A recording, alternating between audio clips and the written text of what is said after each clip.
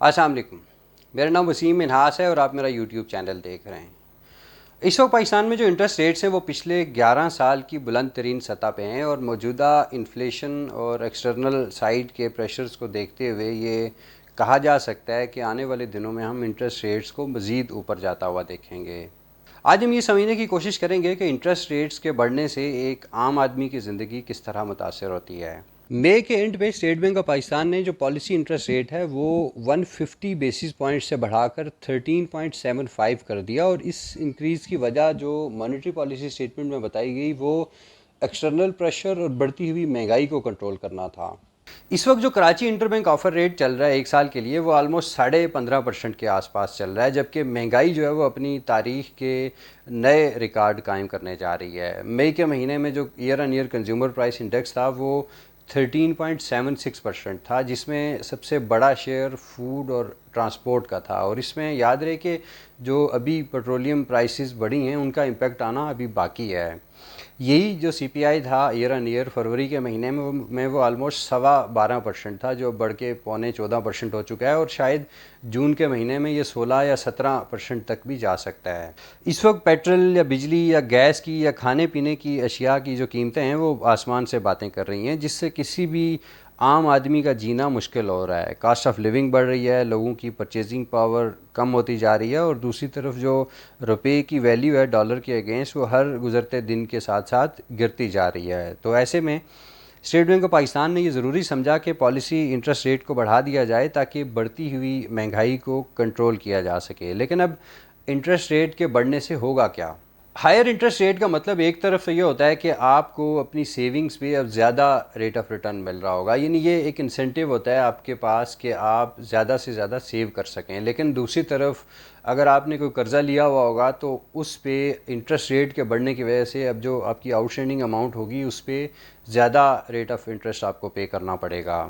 Interest rates बढ़ने से जो कंज्यूमर लेंडिंग है उसकी कास्ट बढ़ जाएगी। कार लोन्स और होम लोन्स अब ज़्यादा एक्सपेंसिव हो जाएंगे। अगर आपने एक साल पहले फ्लोटिंग इंटरेस्ट रेट पे अगर किसी बैंक से गाड़ी बुक करवाई थी तो उस वक्त वो आपको शायद 10-11% के रेट पे मिली होगी, लेकिन आज या जब उसका एक साल पूरा होगा तो अगले एक साल के लिए जो आपको इंटरेस्ट रेट चार्ज हो रहा होगा वो शायद 18% तक चला जाए।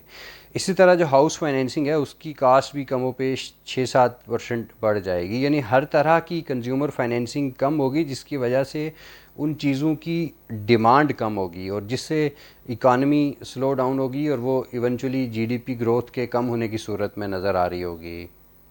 फिर इंटरेस्ट रेट्स के बढ़ने की वजह से कंपनीज़ की या बिजनेसेस की जो कॉस्ट ऑफ कैपिटल है वो भी बढ़ जाएगी, यानी जिस बिज़नेस का जितना ज़्यादा डेट होगा उसकी कॉस्ट भी उतनी ही बढ़ जाएगी। या दूसरे आसान अल्फाज में हम ये भी कह सकते हैं कि अब कंपनीज़ के लिए प्रोडक्शन करना या बिज़नेस में रहना ज़्यादा एक्सपेंसिव हो जाएगा और जब कंपनीज़ की कास्ट ऑफ डूइंग बिज़नेस बढ़ती है या प्रोडक्शन कास्ट बढ़ती है तो वो उसको इवेंचुअली एंड कंज्यूमर को पास ऑन कर देते हैं, जिसकी वजह से महंगाई में मज़ीद इजाफा होता है।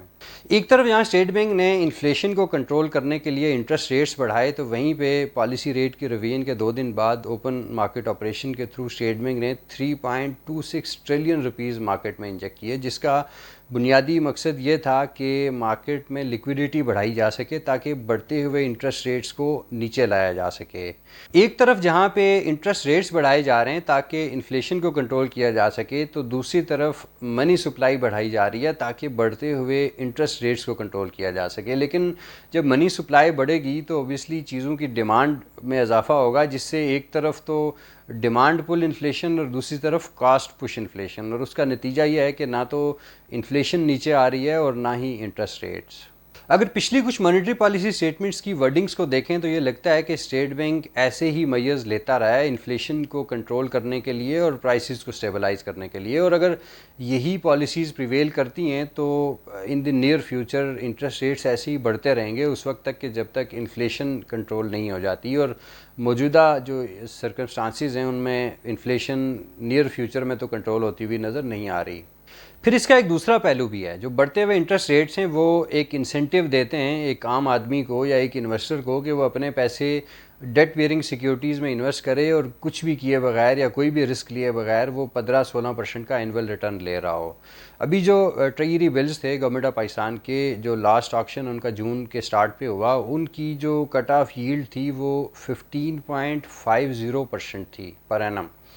यानी आप, इसका मतलब ये हुआ कि कुछ भी किए बगैर या कोई भी रिस्क लिए बगैर अपना पैसा अगर गवर्नमेंट ऑफ पाकिस्तान की सिक्योरिटीज़ में इन्वेस्ट करें तो आपको 15.5% का रिटर्न घर बैठे मिल रहा होगा। तो अब मौजूदा जो इकनॉमिक सिचुएशन है, जो इकनॉमिक अनसर्टनिटी की एक कैफियत चल रही है, उसमें अगर 15.5% का रिटर्न गवर्नमेंट गारंटीड सिक्योरिटीज़ से मिल रहा है तो ऐसे में किसी के पास क्या इंसेंटिव है कि वो कोई फैक्ट्री लगाए या कोई बिज़नेस स्टार्ट करने का रिस्क ले रेवेन्यू जनरेशन के लिए। और अगर ये हालात चलते रहेंगे तो फिर इस मुल्क में जो इकनॉमिक डेवलपमेंट है या जो प्रॉस्पेरिटी है वो किस तरह आएगी, ये भी एक सवाल है।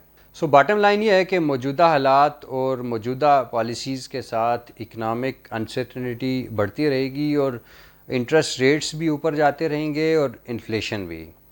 और जब तक ये सिचुएशन प्रिवेल करती है तो एक आम आदमी भी सफ़र करता रहेगा और इस मुल्क की मईशत भी। वीडियो कैसी लगी मुझे कमेंट सेक्शन में ज़रूर बताइएगा। अपना ख्याल रखिएगा। अल्लाह हाफ़िज़।